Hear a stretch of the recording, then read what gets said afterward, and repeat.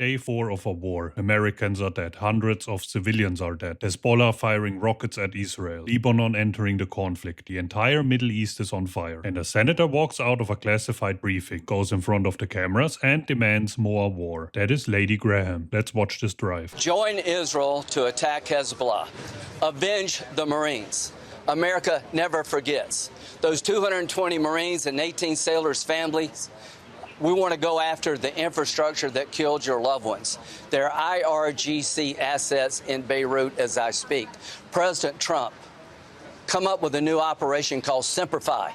Fly with Israel and go after Hezbollah, who has American blood on its hands. Not only take the mothership of Iran down, also take the proxy of Hezbollah, settle the score. Bomb Iran, check. Cuba is next. Their days are numbered, check. Compare Sauron and Netanyahu to Roosevelt and Churchill, check. Attack Hezbollah in Lebanon tonight. Assassinate the next Iranian leader if hostile, check. Build Arab coalition, check. Calling it exciting, check. Also, there is no light or gaps between President Sauron and Bibi about what to do and how to do it, check. Over 50,000 American service members are currently stationed across every country Iran spent the last 4 days methodically striking. Every base received Iranian fire this week, and Graham wants to add Lebanon to the list. Do it now, they are weak. With Avenge the Marines, he's referring to the 1983 Beirut barracks bombing. Now he's using this as an emotional justification for opening a second front in an active war. They cannot be avenged, they can only be used. Here's what weak Iran and Hezbollah did this week. Iran struck every single American military base across 5 countries simultaneously, all within 24 hours. Hezbollah fired rockets and drones at Israel, ending its 4-month ceasefire on day 1 of the war, while Lebanon's own government called it illegal and tried to stop them. Here's the full picture of Lindsey Graham. This week, he helped plan this war in December in Israel. He called it the gold standard of foreign policy. He compared the architects to Roosevelt and Churchill. He called the Constitution's threshold for war a dumb-ass question. And today, after a classified briefing that presumably showed him exactly how bad things are, he walked outside and demanded a second war tonight. He also said, "It's not if, it's when," referring to the fall of the Iranian regime. It was said about Iraq, the regime fell, then chaos lasted 20 years. Libya, the regime fell, then chaos lasted 15 years. Afghanistan, the regime fell, then it came back, and we left 20 years later with nothing. The regime always falls eventually. The question is what falls with it.